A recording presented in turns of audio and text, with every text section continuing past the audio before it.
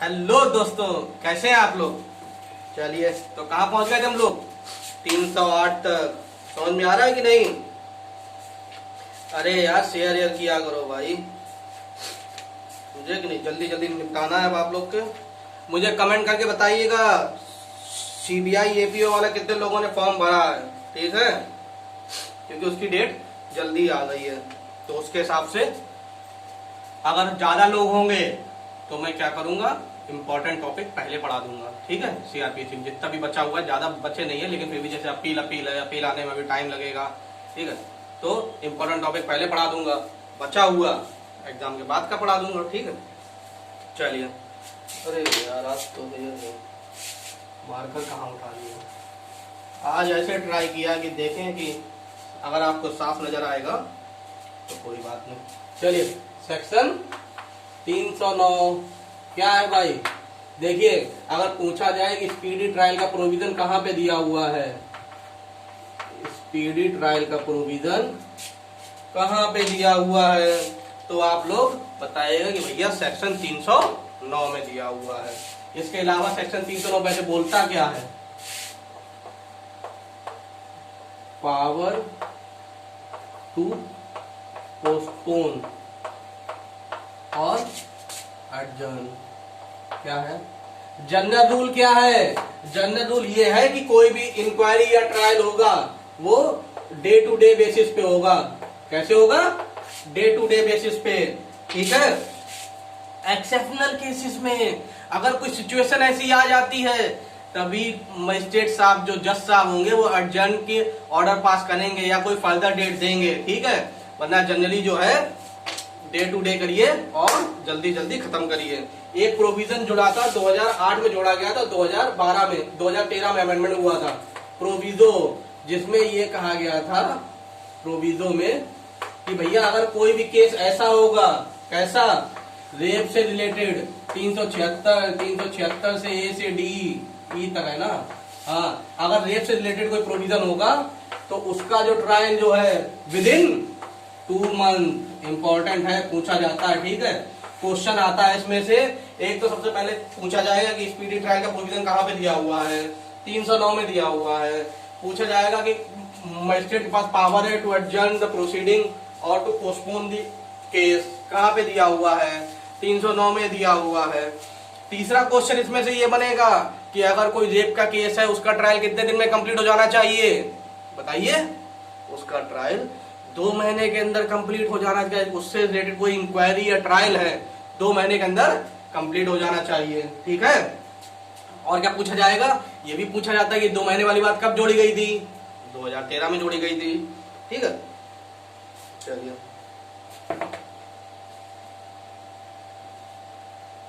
जोड़ी तो 2008 में गई थी, लेकिन 2013 में इसमें कुछ अमेंडमेंट हुए थे। 2013 में रेप को लेकर सारे अमेंडमेंट हुए थे, तो जहां जहां के रेप के प्रोविजन है उन सब में अमेंडमेंट करना पड़ा था, ठीक है, कोई दिक्कत। इसमें एक केस और है, हुसैन आरा खातून versus union of India, union of India की स्टेट ऑफ बिहार है, union of India state of Bihar है, sorry, Hussain Ara Khatoon versus state of Bihar. इसमें क्या हुआ था, इसमें ये बोला गया था भैया स्पीडी ट्रायल भी क्या है, one of the essentials of just fair and reasonable trial का स्पीडी ट्रायल अपने आप में एक वन ऑफ द एसेंशियल्स है, ठीक है। और सीधी सी बात है यार, तुम सब कुछ अच्छे से कर रहे हो, प्रोसीजर अच्छे से फॉलो कर रहे हो, लेकिन अननेसेसरी डिले कर रहे हो, सालों लग रहे हैं, तो काय बात का न्याय है, समझे कि नहीं। चलिए, पढ़ने की इसमें कोई जरूरत नहीं है। और कुछ इसमें कुछ चीजें और हैं जो बातें जोड़ी गई थी प्रोविजो के थ्रू 2009 में। उसमें क्या बोला गया था कि कुछ चीजें उसमें तीन चीजें दी गई हैं। क्या क्या, कि वकील साहब किसी और केस में है, मान लो डिस्ट्रिक्ट कोर्ट में केस चल रहा है, उनका जूनियर जाके कर रहा है, भाई साहब जज साहब आज हियरिंग नहीं हो सकती है, जो वकील साहब आज हाई कोर्ट में उनका केस लगा हुआ है, ये रीजनेबल ग्राउंड नहीं है, मजिस्ट्रेट साहब एडजर्न नहीं करेंगे, उन्हें जो ऑर्डर पास करना होगा वो कर देंगे, ठीक है। दूसरा कि केवल रिक्वेस्ट ऑफ द पार्टी केवल रिक्वेस्ट कर देगी कि माय लॉर्ड एडजर्न कर दीजिए, एडजर्न नहीं होगा, ठीक है, नई डेट नहीं मिलेगी, उसी दिन हियरिंग होगी, ठीक। चौथा, वो तीसरा ये है कि अगर वहां पे वो है विटनेस प्रेजेंट है, ठीक है, फिर चाहे अपोजिट पार्टी का प्लीडर आया हो, चाहे अपोजिट पार्टी आई हो चाहे ना आई हो, चाहे आने के बाद भी वो उसका क्रॉस एग्जामिनेशन करना नहीं चाहती है, फिर भी अगर मजिस्ट्रेट साहब को सही लगा, अरे विटनेस कोर्ट में आ गया, उसके भाई स्टेटमेंट नोट करो, है कि नहीं, उसका एग्जामिनेशन करो। अपोजिट पार्टी करे चाहे ना करे, उसके कहने से कुछ नहीं होगा, ठीक है। बहरहाल इसमें से कुछ पूछा नहीं जाता, पूछा सिर्फ इतना ही जाता है, और ज्यादा ये और आ सकता है क्या क्या कि अगर वकील साहब किसी और केस में इन्वॉल्व है, ठीक है, कोई और उनकी हेयरिंग चल रही है, तो क्या ये रीजनेबल ग्राउंड है अडजर्न करने का कि नहीं, आप लोग बोल दीजिएगा कि नहीं, ठीक है। और उसके अलावा कुछ नहीं अंदर का। देखो बता तो इसमें बहुत कुछ अभी मैं सकता हूँ, ठीक है, कि कौन कौन से रीजनेबल ग्राउंड है, 10 ये रीजनेबल ग्राउंड बता दूं, 10 कौन से रीजनेबल ग्राउंड नहीं होते हैं ये भी बता दूं केस अडजर्न होने के। लेकिन कुछ पूछे नहीं जाते भाई, समझे नहीं, जब पूछे नहीं जाते तो क्यों फालतू में बर्डन लेना। अब मैं आपको बताऊं 10 ये 10 वो, आपने आउटपुट उसका कुछ नहीं निकलेगा। नॉलेज तो बढ़ेगी नो डाउट, समझे नहीं, लेकिन उसमें टाइम ज्यादा लग जाएगा और वो टाइम आप कहीं और भी यूटिलाइज कर सकते हैं। चलिए कोई बात नहीं। सेक्शन 310 क्या है, लोकल इंस्पेक्शन क्या है, देखिए इसके अलावा लोकल इंस्पेक्शन ही है ना, हाँ, इसके अलावा 2 सेक्शन और हैं, कौन कौन से, सेक्शन 139 ये बताता है लोकल इन्वेस्टिगेशन,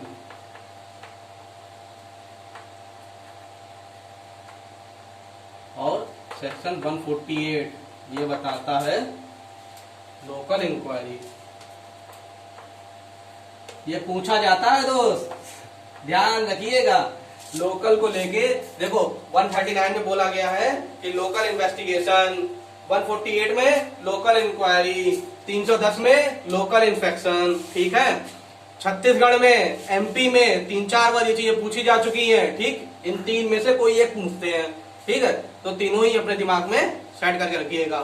क्या है कि 139 में क्या है, लोकल इन्वेस्टिगेशन, 148 में क्या है, लोकल इंक्वायरी, 310 में क्या है, लोकल इंस्पेक्शन। लोकल इंस्पेक्शन में क्या होता है, ये तो हम लोग पढ़ चुके हैं दोनों। लोकल इंस्पेक्शन क्या होता है कि अगर मजिस्ट्रेट साहब को, जज साहब को ऐसा लगता है कि कहीं पे जाके हमें खुद ही पर्सनली इंस्पेक्ट करना चाहिए, देखना चाहिए चीजें, ठीक है, तो वो वहां पर जाके उसको चेक कर सकते हैं। और चेक करते समय जो उन्हें ऑब्जर्व करेंगे उसका एक मेमोरेंडम तैयार कर लेंगे, और उस मेमोरेंडम की कॉपी अगर कोई भी पार्टी मांगती है तो इसे फ्री ऑफ कॉस्ट दी जाएगी, ठीक है। यार 1 मिनट मोटी लेके आऊं, हाँ तो कहाँ थे, 310 हो गया, चलिए 311 देखिए। हाँ तो वो क्या है कि वो जाके वहां पे चेक कर सकते हैं। मान लो कोई क्राइम सीन है जहाँ पे उन्होंने दिखाया कि भैया यहाँ पर बम ब्लास्ट हुआ था, यहाँ पर इस दीवार पे गोलियां चली थी, तो दीवार की या तो फोटो खींच के ले जाएंगे, अगर मजिस्ट्रेट आपको ऐसा लगा हमें पर्सनली जाके देखना चाहिए तो पर्सनली जाके लोकल इंस्पेक्शन को कर सकते हैं वहां पर जाके, ठीक है, कोई ऐसा इशू नहीं है।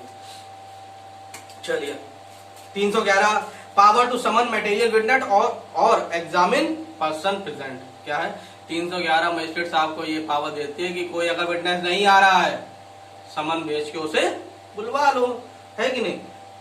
समन भेज के बाद भी नहीं आता है तो क्या होगा, तो लिख लेना कि इसी में सेक्शन 311 में कि 350 में दिया हुआ है, इसी के सीआरपीसी के 350 में दिया हुआ है कि अगर वो नहीं आता है तो क्या पेनल्टी उसे दी जाएगी, ठीक है, क्या पनिशमेंट दी जाएगी उसे, ठीक, पढ़ेंगे आगे। Offence against administration of justice chapter का नाम है, ठीक है, चैप्टर नंबर याद नहीं है, 350 में ही है, ठीक है। 350 चेक करिए, एक बार चेक करिए और मुझे कमेंट करके बताइएगा। वैसे ऐसा है, बोलते अगर पढ़ाते समय कुछ गलत हो जाए तो उस दिन कमेंट फिर भी आ जाते हैं कि सर विशाल भाई आपने ये चीज गलत पढ़ा दी, कम से कम वही देख के मैं खुश हो जाता हूँ, कुछ तो कमेंट आए वैसे तो आते रही है।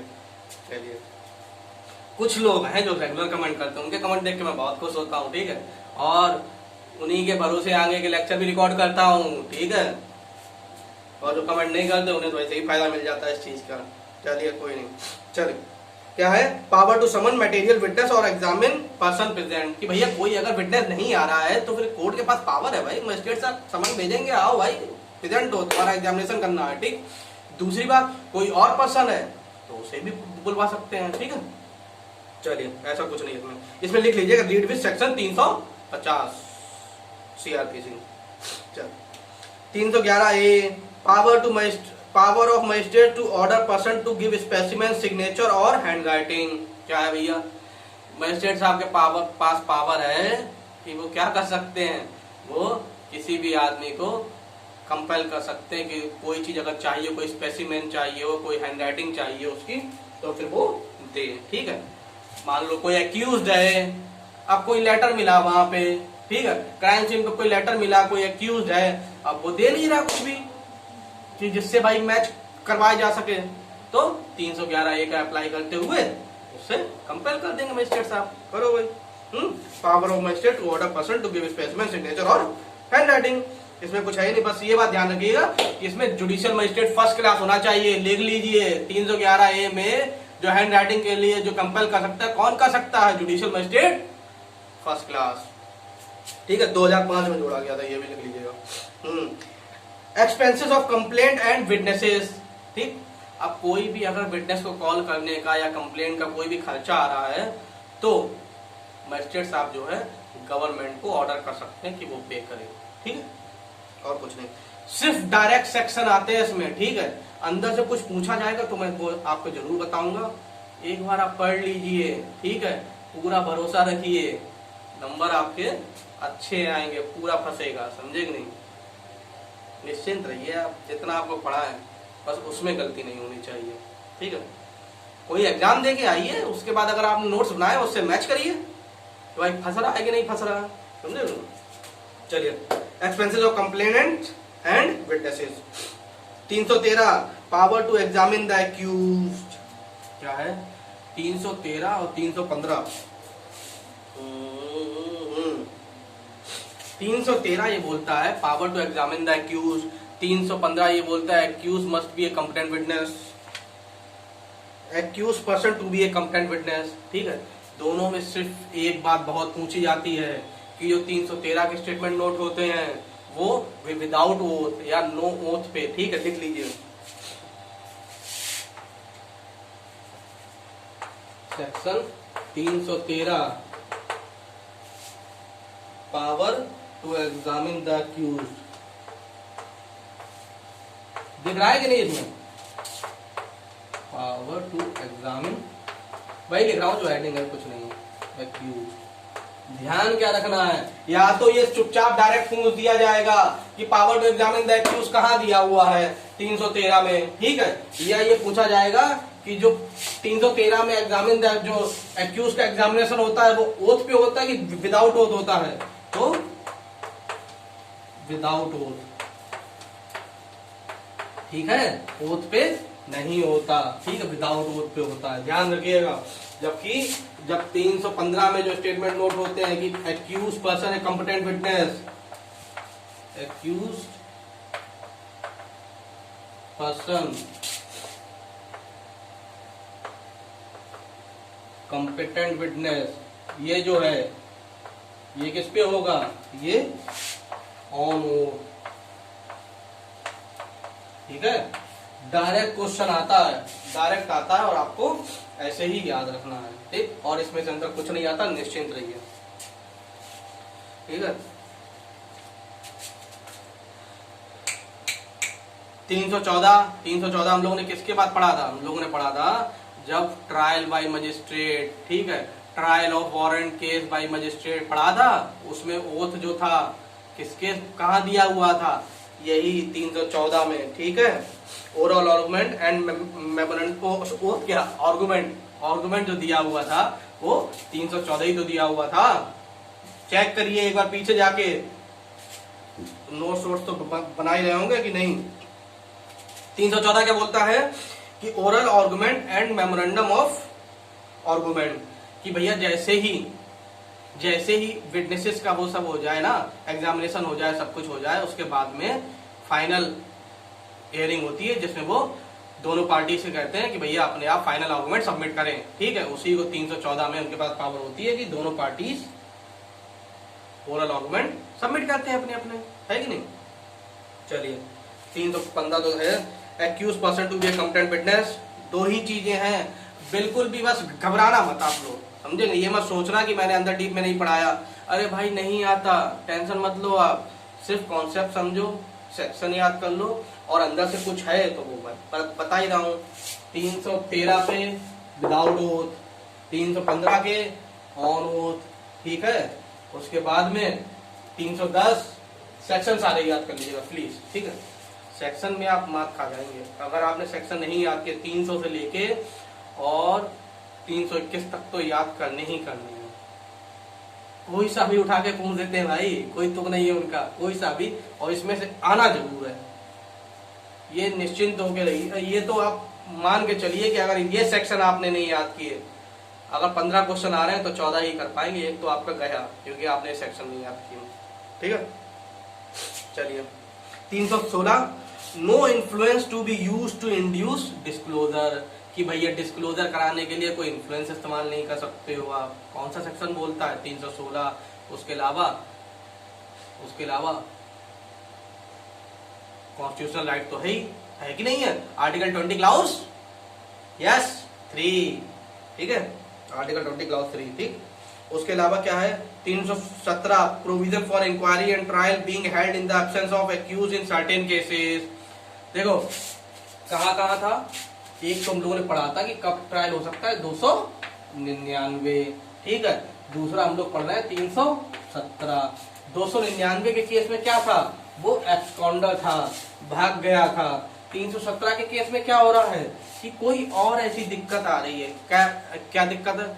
मान लो जैसे इसका राम रहीम का केस जब चल रहा था ना, तो इसको हियरिंग के टाइम पे नहीं बुलाया करते थे, ज्यादातर उसका जो प्लीडर होता था वही आता था। क्यों? क्योंकि उसको लाने पे सिक्योरिटी की बहुत जरूरत पड़ती थी, समझे नहीं, बहुत सिक्योरिटी की जरूरत पड़ती थी।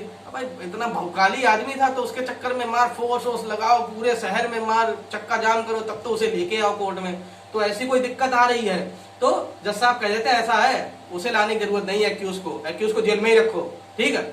उसका केवल वकील साहब आएंगे और उनके सामने सब हेयरिंग होगी, जब जरूरत पड़ेगी तब उसे बुला लेंगे, ठीक है। हर एक हेयरिंग पे नहीं बुलाएंगे उसे, जेल में रखो सारे, ठीक। चलिए ये हो गया 317। क्या बोलता है?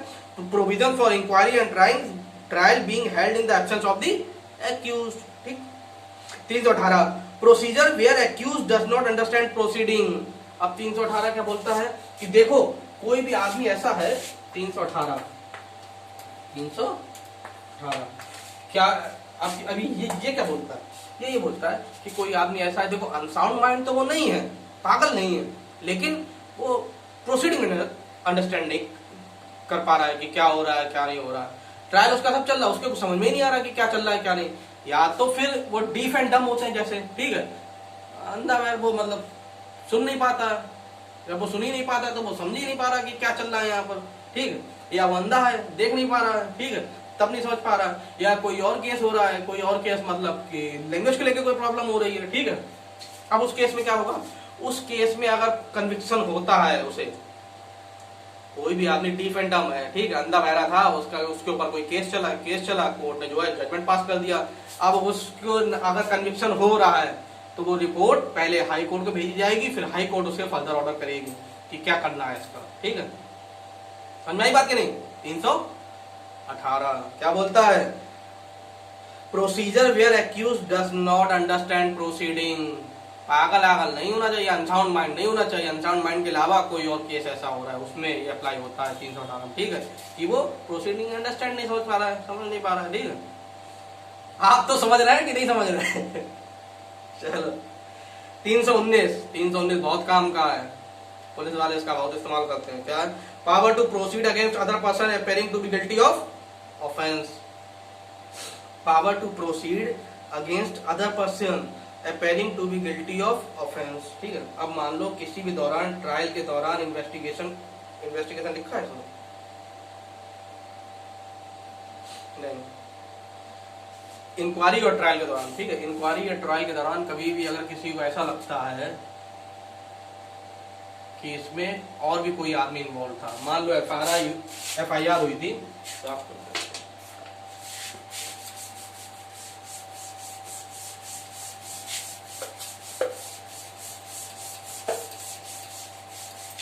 मान लीजिए 319 ये बोलता है कि मान लो किसी के ऊपर FIR हुई थी, ठीक है, 4 लोगों के ऊपर A, B, C और D, ठीक है, 4 लोगों के ऊपर FIR हुई। 319 क्या बोलता है, मान लो A है, B है और C है, 3 लोगों के ऊपर FIR हुई, इन्हीं के ऊपर इन्वेस्टिगेशन हो रहा, सब कुछ इन्हीं के ऊपर चल रहा। बाद में पता चला कि यार ट्रायल के दौरान कि इनके अलावा भी एक आदमी था जो इनके साथ मिला हुआ था, D। तो इसका नाम कैसे जोड़ पाते हैं, 319 पावर देता है उन्हें कि किसी भी समय इंक्वायरी या ट्रायल के टाइम पे कि पता चले कि कोई और भी इन्वॉल्व था तो डालो उसका भी नाम, उठाओ उसे भी, ठीक है। अगर ये अगर अरेस्ट के वारंट केस है तो वारंट भेज के इसे अरेस्ट कर लिया जाएगा, समन केस है तो समन केस के भेज के इसे बुला लिया जाएगा। अगर इसके ऊपर फिर से केस चलेगा तो क्या होगा, री एग्जामिनेशन होगा, समझेंगे, विटनेसेस को दोबारा बुला के। अब भाई अब नया आदमी आया है तो इसके सामने भी तो सब कुछ होगा, तो विटनेसेस को इसके सामने बुला के फिर से विटनेसेस का री एग्जामिनेशन किया जाएगा, ठीक है, और कुछ नहीं है इसमें। 319 में अगर ट्रायल या इंक्वायरी के दौरान किसी और का भी नाम सामने आता है तो फिर उसका भी नाम जोड़ दिया जाएगा, ठीक है। चलिए, और कोई नई बात नहीं है इसमें।